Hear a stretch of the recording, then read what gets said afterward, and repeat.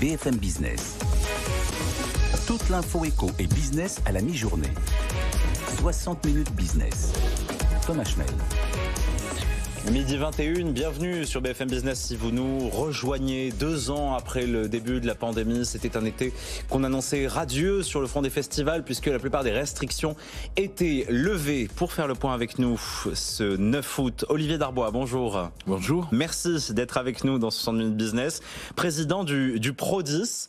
Alors, est-ce que les grands rendez-vous de l'été, les grands festivals ont-ils renoué avec leur clientèle fidèle ? Les grands festivals, oui. Ils tirent bien leur épingle du jeu, la fréquentation est là. Sur les festivals plus modestes, enfin quand je dis plus modestes, de moyenne importance, ou les petits festivals, c'est plus compliqué. Mais les gros festivals, la fréquentation a été au rendez-vous, donc on peut dire que c'était un été assez prolifique. Maintenant, les chiffres de fréquentation ne veulent pas dire que les résultats économiques seront au rendez-vous. On peut parler juste un instant des chiffres de fréquentation. Le Hellfest, qui est devenu cet été, il me semble, le premier festival français, le plus gros ?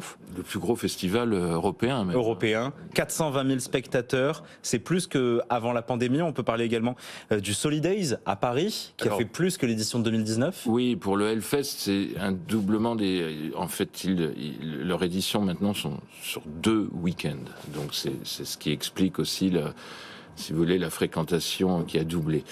Je vous disais, sur les gros festivals, que ça soit Solidays, que ça soit le Lollapalooza, que ça soit un certain nombre de festivals ont effectivement amélioré même leur score. Les vieilles charrues aussi, mais c'est pas pour autant que les recettes sont au rendez-vous ? Non, parce que en fait, ça s'explique très facilement. Il y a énormément, avec le contexte géopolitique et aussi le report de tous les concerts et de toutes les dates de concerts de 2020 et 2021 sur 2022.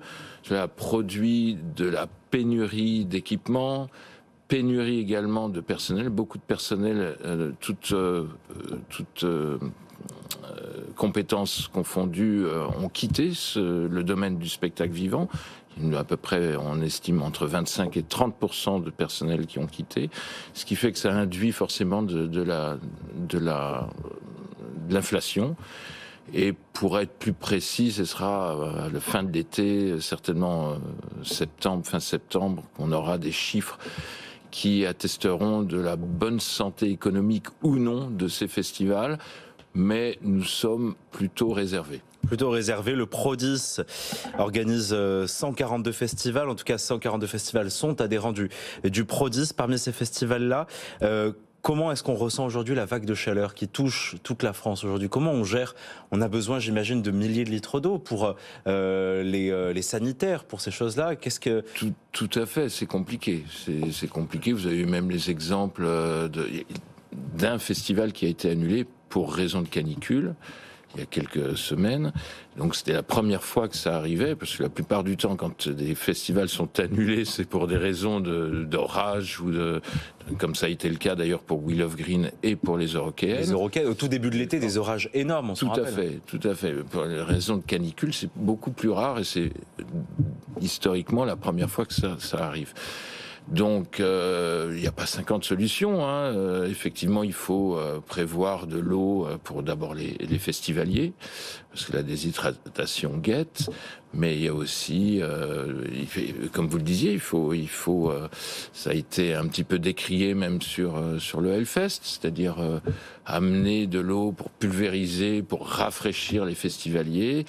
Donc c'est une entreprise compliquée. Voilà. Vous avez entendu Christiane Lambert dans le journal juste avant qui disait voilà, qu'est-ce qu'on doit privilégier aujourd'hui, les cultures de céréales, l'élevage de bêtes pour se nourrir, ou effectivement ce qu'on pourrait considérer comme des loisirs ? Qu'est-ce que vous auriez envie de lui répondre ? Les loisirs sont aussi importants que... Oui, j'ai entendu, et forcément, l'agriculture souffre énormément aujourd'hui. Il doit y avoir forcément des priorités. On est dans un monde multi-économique où tout le monde a le droit d'exister, mais effectivement, il y a certainement des priorités et il y a de la solidarité qui doit s'instaurer en France. Nous avons été 2 ans fermés. La solidarité de l'État a été au rendez-vous. Nous avons été sauvés pendant ces 2 années. J'imagine que la solidarité, elle doit s'appliquer à tous les secteurs.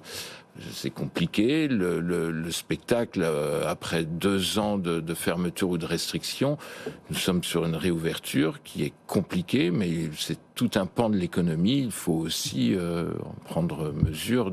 Et puis, certainement obligatoire, parce que les gens réclament un petit peu de fantaisie, de culture, ils ont passé 2 ans compliqués, donc c'est normal aussi que notre secteur redémarre. On a envie effectivement de ressortir, on parlait des musiques actuelles, mais il y a aussi un autre pan des festivals aujourd'hui, les arts lyriques à Aix, notamment Aix-en-Provence, le festival d'Avignon, dans le théâtre, les rencontres d'Arles, dans la photographie. Ces festivals-là aussi retrouvent aujourd'hui leur clientèle qu'on peut imaginer peut-être plus âgée que le Covid, à qui le Covid a pu faire peur. Oui, alors, ce n'est pas tout à fait notre secteur, hein, puisque nous sommes vraiment le secteur du privé, principalement de la musique et de l'humour aussi.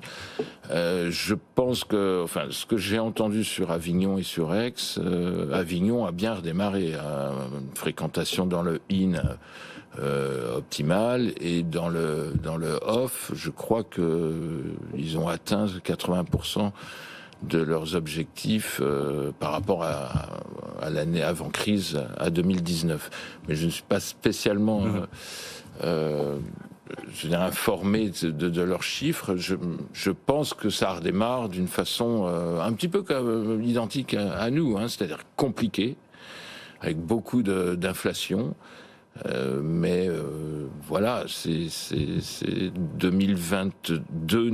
De toute manière, nous avions un petit peu ce pressentiment que ça allait être compliqué. Le redémarrage allait être compliqué. Et les difficultés sont nombreuses. Donc on a dit pénurie de main d'œuvre avec les intermittents, notamment les métiers qui sont partis. Pas que les intermittents, hein, certains prestataires aussi qui ont disparu. L'inflation qui a fait augmenter vos coûts, et donc ce risque canicule aujourd'hui qu'il va falloir intégrer sur le long terme, puisque un festival a dû être annulé.